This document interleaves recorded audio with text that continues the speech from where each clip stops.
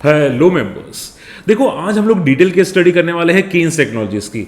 आपने रिसेंटली देखा होगा कि केन टेक्नोलॉजीज बहुत अच्छे रिजल्ट्स आने के बाद भी बहुत तगड़ा क्रैश हुआ था।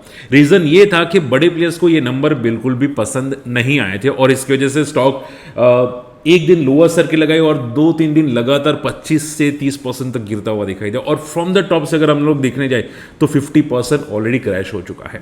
रीजन क्या है? बड़े प्लेयर्स को नंबर पसंद नहीं है, बट क्यों पसंद नहीं है मैं आज के वीडियो में डिस्कस करूंगा। और क्या कंपनी में कोई प्रॉब्लम्स है, क्या कंपनी का सॉल्यूशन है प्रॉब्लम्स के अंदर, क्या कंपनी एक्सपेंशन कर सकती है, ये सब मैं आपको बताऊंगा इस वीडियो में और छोटी केस स्टडी रखूंगा। बट देखो, आपको सिर्फ इतना करना है, वीडियो पसंद आए एटलीस्ट एक लाइक कर देना। बहुत डिटेल में केस स्टडी प्रिपेयर करते हैं जो आप लोगों को समझ में।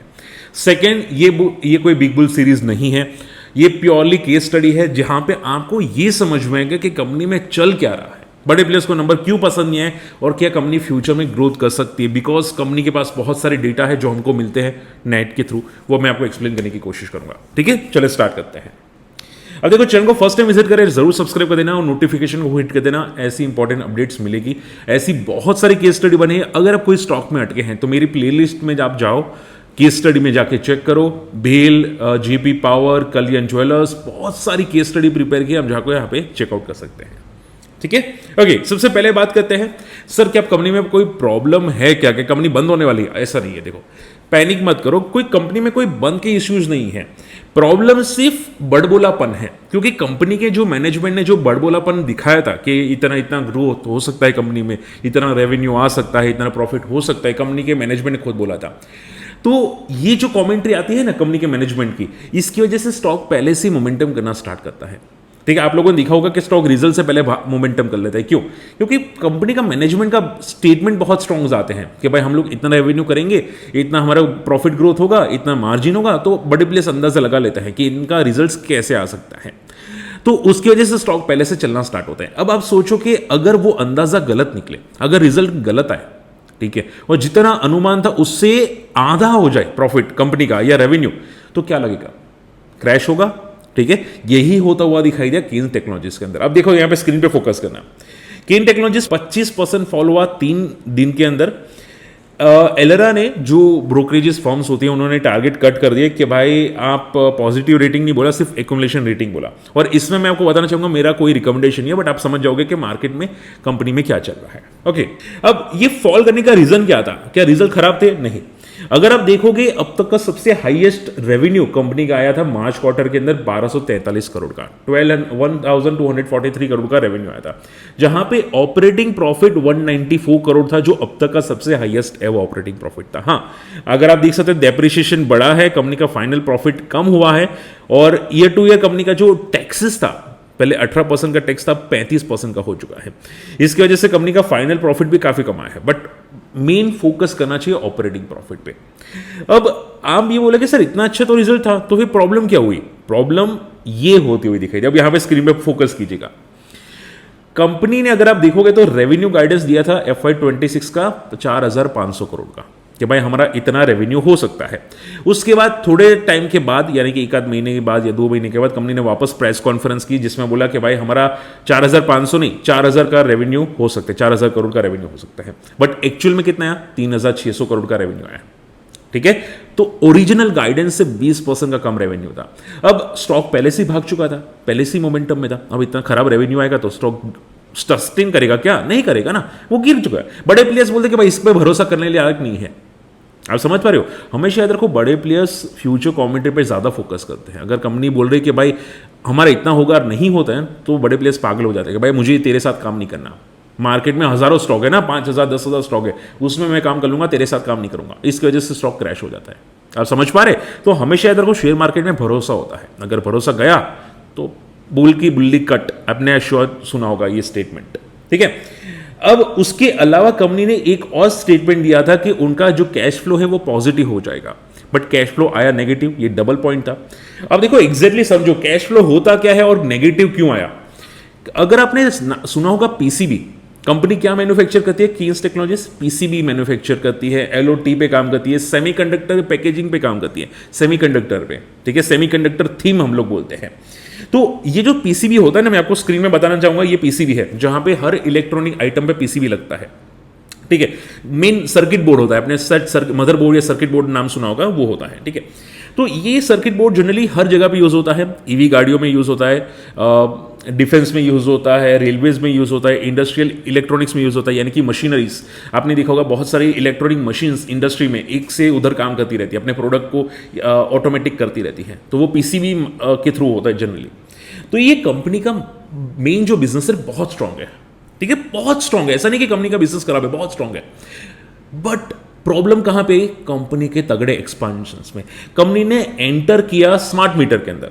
अब देखो, अगर आप ध्यान से देखोगे तो कंपनी का बेनिफिट पीएलआई स्कीम से भी आता है, ईवी मैन्युफैक्चरिंग से भी कुछ डिस्काउंट्स आता है गवर्नमेंट की तरफ से, तो इतना ज्यादा पॉजिटिव था। बट प्रॉब्लम आई कंपनी के स्मार्ट मीटर के अंदर। अब समझो, ध्यान से समझो क्या हुआ। इतने अच्छे बिजनेस थे, कंपनी एंटर हुई स्मार्ट मीटर के अंदर। अब स्मार्ट मीटर में कंपनी के ऑर्डर तो डेफिनेटली मिल गए, रेवेन्यू जनरेट होना स्टार्ट हो गया। आप यहां पे स्क्रीन में पढ़ सकते हैं 971 करोड़ का रेवेन्यू है। अब हुआ क्या है कि कंपनी को सामने से पैसा नहीं आ रहा है, यानी कि कंपनी ने प्रोडक्ट तो बेच दिए स्मार्ट मीटर के, ठीक है, बट सामने से पैसा नहीं आ रहा है। और पैसा क्यों नहीं आ रहा है? क्योंकि कंपनी का कुछ पॉलिसी थी या पॉलिसी चेंज हुई कि भाई आप पहले प्रोडक्ट यूज कर लो, अच्छा है नहीं अच्छा है, उसके बाद आप पैसे देना। बोलते हैं ना कि भाई आप थोड़े टाइम के बाद पैसा लेते हैं, क्रेडिट पे माल देते हैं। ये क्रेडिट पे माल हो गया, तो क्रेडिट पे माल दिया, टाइम चला गया, टाइमली पैसे नहीं आते, ठीक है। अब ऑर्डर्स पे ऑर्डर्स जा रहे हैं, कंपनी का रेवेन्यू बढ़ रहा है, ठीक है, बट टाइमली पैसे नहीं आ रहे, तो उसको बोलते हैं कैश फ्लो। कि भाई ऑर्डर जाता है, प्रॉफिट आता है, बट कैश भी तो आना चाहिए। प्रॉफिट भले बैलेंस शीट पे दिखे, कैश तो आना चाहिए। अगर कैश नहीं आएगा तो क्या होगा? एनपी हो जाएगा, नॉन परफॉर्मिंग, ठीक है। तो ये प्रॉब्लम होती हुई दिखाई दी। स्मार्ट मीटर के ऑर्डर्स तगड़े आए, बट वहां से पैसा आना कम हो गया, तो इसकी वजह से कंपनी का कैश फ्लो नेगेटिव हो गया, कंपनी के पास कैश नहीं रहा। तो ये जो स्टेटमेंट दिया था कि कंपनी के पास कैश हो सकता है, वो साबित गलत हुआ, जिसकी वजह से कंपनी का स्टॉक फॉल कर गया, ठीक है। अब तीसरा पॉइंट ध्यान से समझो। कंपनी ने सेमीकंडक्टर एक प्लांट सेटअप किया है साणंद के अंदर, आप स्क्रीन पे फोकस कर सकते हैं, ठीक है। अब माना यह जा रहा है कि वहां पे उन्होंने खर्चा किया 3,300 करोड़ का, जहां पे जो चिप्स बनेगी, सेमीकंडक्टर चिप्स बनेगी, वो पर डे 60 लाख चिप्स बनेगी। अब माना यह जा रहा है कि अगर ये चिप्स बनती है बट सामने से इतने ऑर्डर्स नहीं आते हैं, तो पैसा उनका स्टक हो जाएगा कि भाई प्लांट डाला 3,300 करोड़ का, ऑर्डर्स ये लोग चिप्स पाड़ रहे हैं कंटिन्यूसली, बट ऑर्डर्स ही इतने नहीं आ रहे, ठीक है, तो पैसा वो स्टक हो जाएगा, वहां से भी कैश फ्लो नेगेटिव होने के चांसेस हैं। तो ये सभी इश्यूज है जिसकी वजह से ये बंदा सस्टेन नहीं कर पा रहा है। आप समझ रहे बातें? अब तो ऑल इन ऑल आपको क्या समझ में है? मोटा मोटा ये कि कंपनी के पास बिजनेस अच्छा है, मैन्युफैक्चरिंग बिजनेस है, लाइक डिक्सन, ग्रोथ बहुत स्ट्रांग है, ऑर्डर्स पे ऑर्डर्स दूसरे प्रोडक्ट के आ रहे हैं, पीसीबी के वगैरह वगैरह, स्मार्ट मीटर के बहुत अच्छे ऑर्डर्स आ रहे हैं, ठीक है, सेमीकंडक्टर प्लांट डाला है, ये सब कुछ पॉजिटिव है। प्रॉब्लम है कैश फ्लो के अंदर, और जो बोलते हैं ना कि भाई मेरा इतना ग्रोथ है, इतना ग्रोथ है, वो ग्रोथ अनुमान से कम हुआ, बस यही एक बड़ी प्रॉब्लम है, ठीक है। अब आगे क्या दिख सकता है?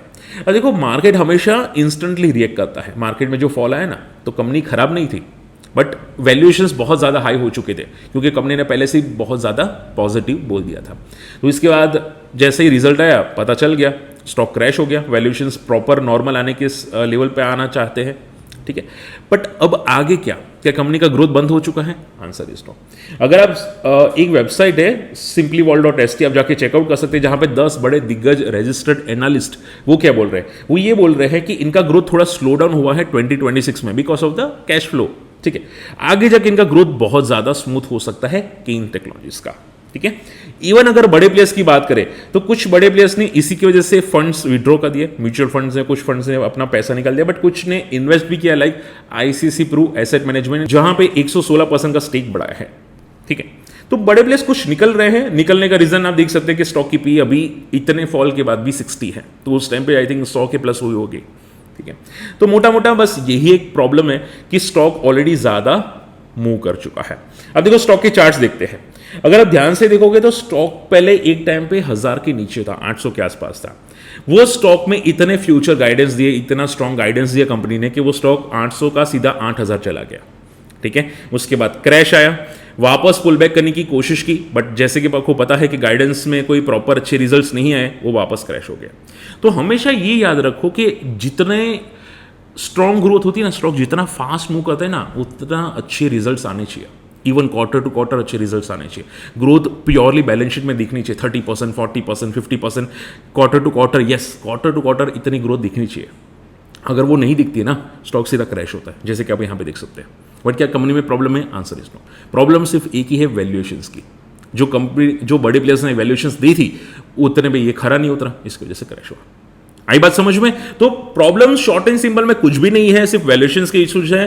ग्रोथ अभी भी है जैसे कि मैंने आपको बताया है, बट वैल्यूएशंस की वजह से ये क्रैश हुआ है। अब क्या चार्ट्स में दिखाई दे रहा है, समझो बात को। चार्ट्स क्या बोल रहे हैं वो मैं आपको समझाने की कोशिश करूंगा, थोड़ा फोकस कीजिएगा। चार्ट्स पे कंपनी का यहाँ पे एक बहुत अच्छा सपोर्ट है 3000 के आसपास। यहाँ पे कोई रिकमेंडेशन नहीं, मैं आपको चार्ट सिखाने की कोशिश करूँ, समझा रहा हूँ कि क्या दिख रहा है। 3000 पे आसपास एक बहुत अच्छा बेस है कंपनी के अंदर। अगर ये टूटता है because of the guidance, future guidance, वापस कुछ नेगेटिव आता है गाइडेंस में, या कंपनी के जो पेमेंट किया है या जो ऑर्डर दिए है उसका पेमेंट नहीं आता है, तो शायद थोड़ा मोड़ा वापस पैनिक आए। तो नीचे एक आखिरी सपोर्ट बचता है 2000 का, ठीक है। वहां ये जो कंपनी का सपोर्ट है ना, ये कंसोलिडेशन मोड का सपोर्ट है। जनरली क्या होता है कि अगर अनुमान से बेटर रिजल्ट नहीं आते ना, तो एक लेवल तक फॉल करते हैं, और बाद में साइडवेज जनरली हर कंपनी हो जाती है, कंसोलिडेटेड मोड में चली जाती है। May be 1 year, may be 2 year, may be 3 year, depends. जैसे कि आपने डिक्सॉन भी देखा होगा, डिक्सॉन 6000 या 8000 जाने के बाद फर्स्ट टाइम फॉल किया था, 4000 तक आया था और साइडवेज हो गया था 1.5 साल के लिए अप्रोक्सीमेटली। उसके बाद वापस डिक्सॉन में जैसे फ्यूचर ग्रोथ आया, वापस स्टॉक 4000 से लेके 18000 तक जाता हुआ दिखाई दिया। बात समझ में आ रही है? तो ये पैटर्न सेम होती है, ठीक है। आपको घबराने की जरूरत नहीं होती, हर चीज में पैटर्न सेम होती है। तो इसमें भी आप देखोगे यहाँ पे जो फॉल हुआ सेम लाइक 50%, 8000 से 4000 या 3000 फॉल होता हुआ दिखाई दिया। वहां पे कंसोलिडेशन में भी हो, नॉट श्योर कि क्या होगा कि नहीं, बट जनरली ये पैटर्न्स होती है सभी की। तो कंसोलिडेशन एक मोड है। अगर रिजल्ट्स और खराब आते हैं तो एक सपोर्ट दिख रहा है 2000 का। अगर रिजल्ट्स अच्छे आते हैं तो वापस ये स्ट्रेंथ लेने की कोशिश करें। बात समझ में आ रही है? तो मोटा मोटा ये एक सिनारियो है। आपको ये केस स्टडी कैसी लगी मुझे कमेंट में बता सकते हैं, और ऐसी केस स्टडी कौन सी कंपनी की चाहिए मुझे ये भी बताएगा, ठीक है। और आई होप आप एटलीस्ट समझ पाए हैं कि केन्स में क्या प्रॉब्लम है और क्यों गिरा है, ठीक है। और वीडियो पसंद है एटलीस्ट लाइक करना, कमेंट करना, और अगर हमारी कम्युनिटी में आना चाहते हैं, बहुत सारे मेंबर्स हैं और मेरे जो डेली वीडियोस आते हैं उसमें बहुत सारी चीज़ें हम लोग सीखते हैं। निफ्टी के चार्ट्स पढ़ने को सीखते हैं, हमारे स्टॉक्स के चार्ट पढ़ने को सीखते हैं, और रिजल्ट्स आते हैं वो डिस्कस करते हैं। तो अगर आप पसंद आते हैं तो हमारे डेली वीडियोस भी आप जाके चेकआउट कर सकते हैं। मिलते हैं अगली वीडियो में।